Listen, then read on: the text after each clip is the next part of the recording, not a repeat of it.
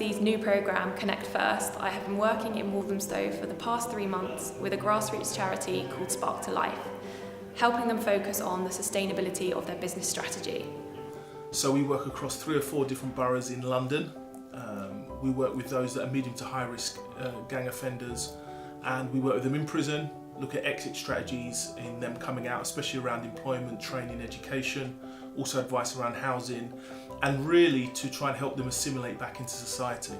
I'm the business connector in Waltham Forest. I've been here about 6 months, and I'd heard that there was some problems with gangs and antisocial behaviour. Then very sadly a young lad died and the gang problems were starting to escalate. So I bid for some dedicated resource to come and work on the problem exclusively, and that was Emily, who joined me about 2 months after the young lad unfortunately died.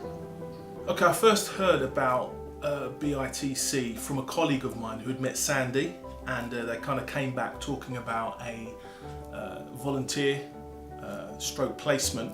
And at first I was a bit reluctant, partly because we're very kind of full on here, we're a small organisation, and you know, there's always questions on what can that person, if they're not really culturally competent, bring to the table.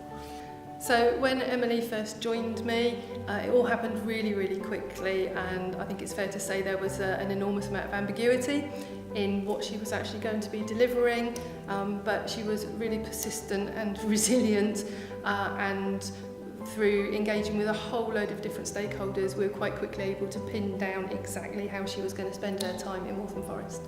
Although the project theme had already been identified when I arrived, I still had an incredible amount of autonomy to go about creating the project brief, and I decided to focus on 15 different work streams in order to have the greatest positive impact across a range of stakeholders.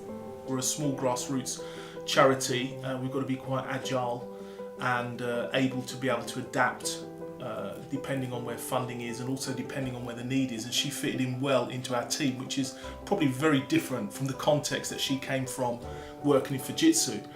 One of the main projects that I've been working on should hopefully secure the charity an additional £90,000 of revenue a year. This has involved me using my procurement knowledge to complete an extensive due diligence questionnaire so that the charity can become an approved supplier in a local authority. Yeah, I think having Emily on board has really also helped us look at things like the qualitative and quantitative data, and looking at whether we need to focus on the aspects of just getting the data or the kind of computer expertise behind the data. And that's something that's helped us as an organisation in this transitional point. She's been a great help in that.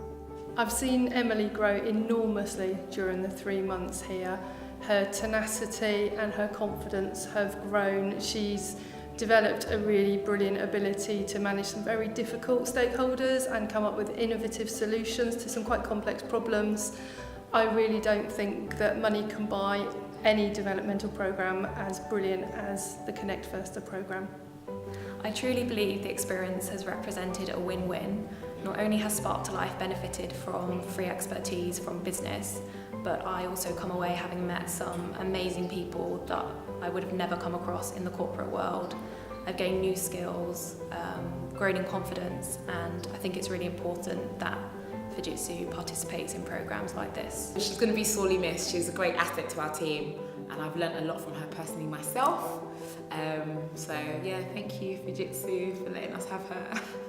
I think I definitely need to put on record a massive thank you to Fujitsu. Having met Emily, and obviously I can't speak for every person, but if that's the quality of the individuals that they're sending, then it's been fantastic for us. Obviously we're really sad that she's going to be going. If you could release her for another 3 months, that would be fantastic. I'd really appreciate that.